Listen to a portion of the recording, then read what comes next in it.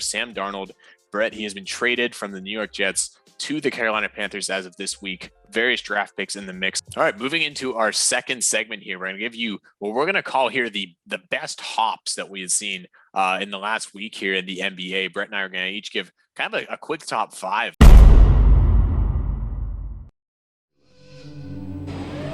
The locks for the Panama Canal, the propeller for Lindbergh's Spirit of St. Louis, rails for the Trans-Siberia Railroad. All were forged of Pittsburgh steel.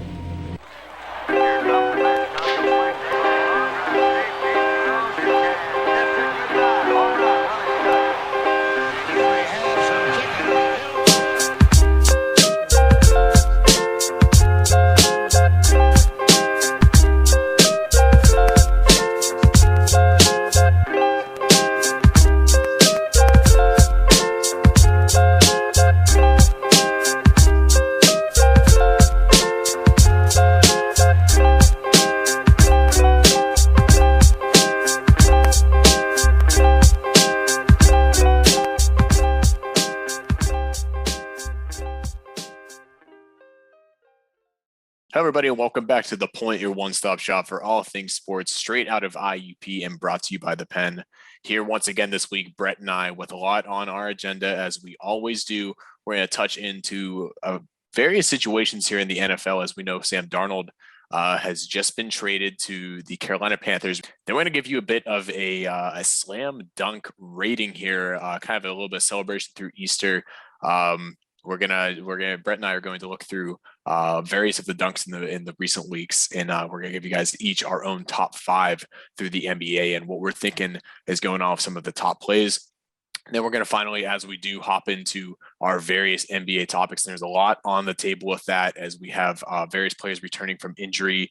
We have the MVP talk with Joel Embiid and LeBron being injured. What's that mean? Are they qualified for the MVP? And a lot more going there, especially with a standings update of what we're going to see in the playoffs. So hopping right in here, we're starting out here. Sam Darnold. Brett, he has been traded from the New York Jets to the Carolina Panthers as of this week. Various draft picks in the mix, one for this year in the fourth round, second round pick, and I believe a sixth for next year. So basically 3 players in exchange for Sam Darnold to catch us all up on his career stats. He's just at 59.8% career completion, 45 touchdowns, 39 interceptions, just above 8,000 yards, and only a 78.6 rating as a quarterback. So he really did not find, former third overall pick here, Brett, didn't find his mark in New York with the Jets. Not really surprising, given the Jets are really at the bottom of the NFL year after year, and they don't really make that step forward. But I want to put you in their shoes right now. So, you drafted Sam Darnold in 2018, third overall. You thought he was the future for your team.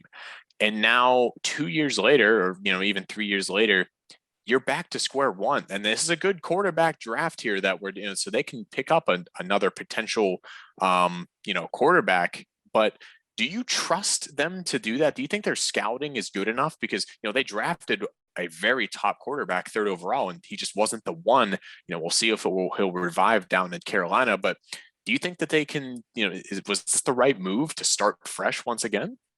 Oh, yeah, it was totally the right move. That quarterback looks inconsistent. 39 interception and 45 touchdowns. That's pretty bad. It's pretty bad. Almost more interceptions than touchdowns. Boy, it's hard not to do that again when you're on the Jets. The Jets, I don't know. I just feel like they don't have the structure. They don't really. It's tough. They were in a division with Tom Brady when he was still with the Patriots. Now you have the Bills running that division. They just can't compete. But, and you mentioned, the touchdown. So you think that if a new quarterback comes in here and that there's various on the table they could draft, you think it's going to be a different story, or do you think it's going to be much of the same? Well, they don't have the players around the quarterback, of course, but hopefully with those 2 other draft picks, they get someone that will actually be beneficial towards the team.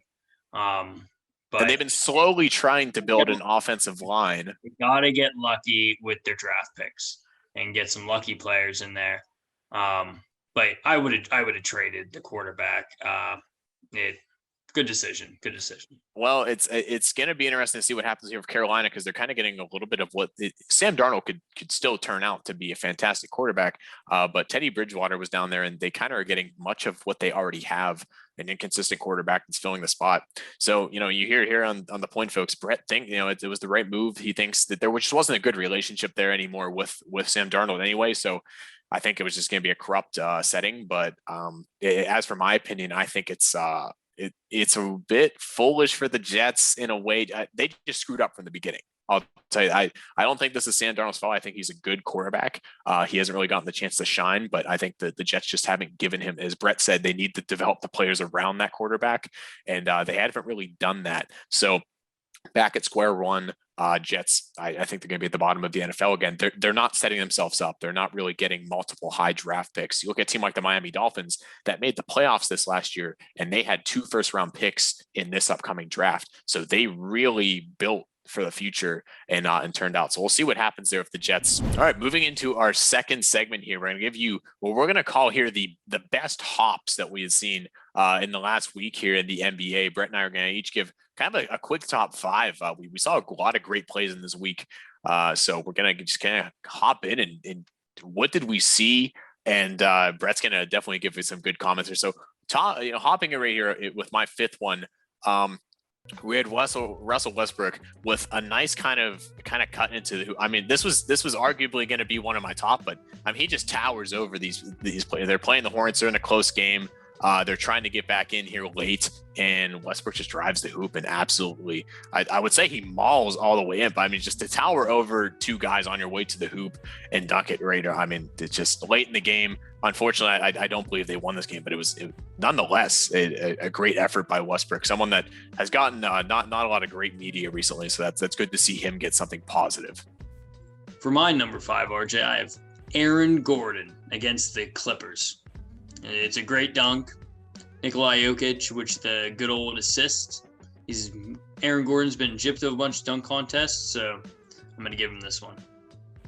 Coming in at my number 4, we got Jaylen Brown on the Celtics as they're taking on the Rockets, and he just absolutely just powers himself through here. Kind of similar to the Westbrook dunk we saw is my number 5, but I don't know. I just like these dunks where these guys tower over one another, and he just drives it. He had 2 players and another one in front of him trying to get the double hand block and completely miss, and pretty good celebration from him too. So I got Jaylen Brown at number 4.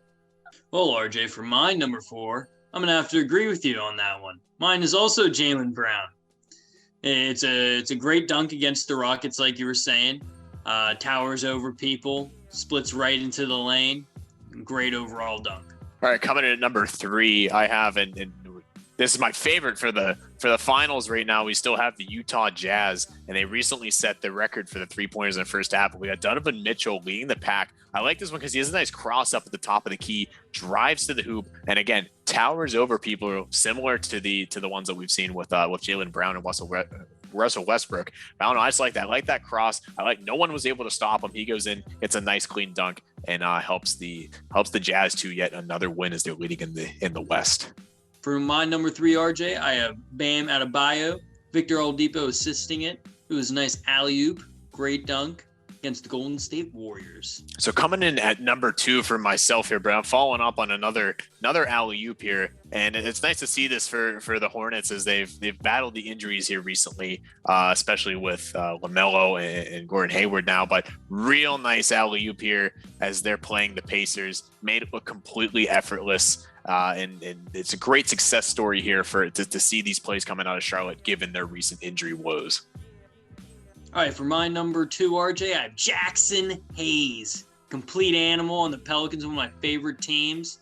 They come down on a fast break, nice alley-oop. Has to reach so far behind him. Oh, it's amazing. Great player. I can't wait for him to really, he has so much potential. And coming in at my number 1, we have Obi Toppin here on the New York Knicks. Unfortunately, they dropped their game to the Nets last night, a really close one. But you just can't. I love his awareness here. They go up for the 3, and you see him sprint to the hoop, gets the paint faster than anybody here, and he's able to put in that. to get the points out of that, to have that awareness, I just love it. And that's coming as my number one here. Obi Toppin for the Knicks. You can watch this one over and over, and I just really like that awareness to be able to get these points for the Knicks as they're in the midst of a playoff race right now. You got to get those points. Sucks to not hit the three, but he was there to back it up. RJ, for my number one, I have Brant on the good old Pistons against the Trailblazers, dunking on Covington. Oh, amazing dunk. Just completely destroys Covington. Just dunks right over him, through him. Hey, there you go, folks. Those are each of our top 5 gums. So we agreed there on Jaylen Brown, but we have a lot of differences here. Let us know what you guys think. We'll try to bring you guys some more of this in the future, as of course, every single week in the NBA, we have some plays that are completely impressing us. So there's each of our top 5 dunks moving through the last week. All right, and moving into our final segment here, we're going to hop into the NBA as we always do. I'm going to give Brett a bit of a fast take. He's going to give me his opinion on a bunch of NBA scenarios that are going, because there's a lot going on in the NBA. So we got to cover it quick here. So hopping first into, we've talked about the MVP race a bunch of times. It has changed a ton as we've seen LeBron go down and Embiid go down. They're coming back. LeBron will be back in a couple of weeks. But there's a lot of people, and I agree with them, saying that these two, Embiid and James, they don't necessarily deserve the MVP as they've had this timeout, which is unfortunate because they were each on a fantastic run. So, Brett, if it's not Embiid, if it's not James because of their injuries, who do you guys your MVP? Nikolai Jokic. Absolutely amazing player. Just passed Wilt Chamberlain for most assists by a center. Like, who breaks a Wilt Chamberlain record? Like, that's rare right there. Like, he's a great center, pass first player. That's what you want, pass first player. He's my MVP. That's a good pick, and he was previously 4th in the ranking, so he's made a good jump. Hopping into our second topic here, Brett, recently the Utah Jazz, they set the NBA record for most three-pointers in a half with 17. Donovan Mitchell was 6 for 7, Joe Ingles 4 for 6, Jordan Clarkson 3 for 6. They were 18 for 31 overall. Would you say that they're really kind of creeping up into that most dangerous team now? They have a bit of everything, or do you still are you on them yet? I would not want to play them in the playoffs. The Utah Jazz are the most underrated, great team right now. People don't really look at them as they look at them as a great team, but like they don't look at them like the Nets or like the Lakers whenever they're healthy, or even the Clippers. I feel like Clippers get a little bit more talk. The Utah Jazz, small market, but hey, they're balling out. Three-pointers.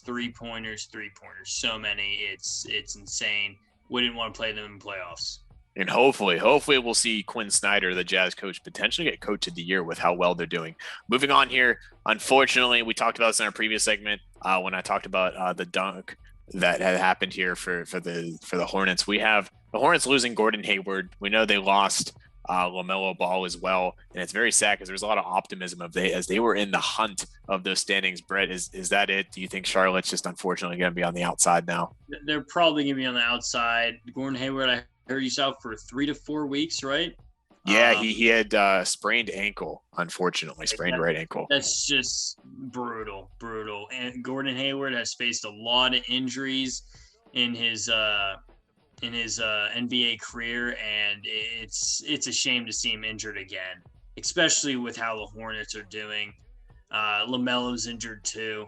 Hey, they still have a great team though. It's gonna really show all these players that are absolutely amazing. There's this player Malik Monk, amazing. He just shoots threes. He'll shoot anything.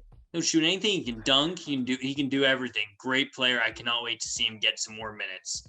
Well, it's great to see the optimism here. Yeah, it really is. Young players play and all that stuff. Well, we will hope for a positive future for the Hornets, as unfortunately that's unfortunate for them. And just bringing it all together here in the end, our last topic here, a little bit of a standings update, especially in the East, because, the 76ers and the Nets, they're neck and neck. The Hornets are hanging on with these injuries, and there's 5 teams within a game of each other. So I want your pick here. If you're, who is likely to make the most noise in the playoffs if they make it? If you had the Celtics, the Knicks, the Hawks, Hornets, and Heat. Celtics, Knicks, Hawks, Hornet, Heat. If one of these, is in the playoffs or all of them, who's making the most noise? You picking the Knicks maybe, or the Celtics? I think it's the Knicks right now. I really do. Julius Randle's really proven that like he can actually be that guy. Like he was inconsistent with his shooting a couple years ago and all that stuff, but he really buckled down, trained hard, became a better player. And RJ Barrett, he has inconsistent nights, but Julius Randle just makes up for his fantastic play. But I wouldn't want to play the Knicks. And then another team also, the Heat. The Heat, they were literally NBA Finals. They didn't win, but last year they're in the NBA Finals. They're still a great team. I would hate to play that. That's a great take, especially, you have that experience. They can definitely show up when they need to. Knicks played really competitive against the Nets, so they definitely have what it takes. So there you have it, Knicks and Heat. If these teams make the playoffs, watch out. They could make some noise. So that's it. That's our NBA segment. A lot to take in here, but a lot of great takes here on the point as the NBA continues to develop as we move closer to the playoffs. All right, everybody, that's everything we have for you today here on the point. We hopped into the NFL. A lot of controversy there with Darnold, Juju, Claypool. Some great dunk takes here as Brett and I broke them down for you, and then moving into the NBA. A lot to cover here. I mean, we're just touching the bases. There's a lot developing here in the NBA week after week. So that's everything we have for you guys this week here on the point. Make sure you come back every Tuesday. We have a brand new episode for you guys, and we will see you next Tuesday. As always, Brett and I here. Thanks for tuning in.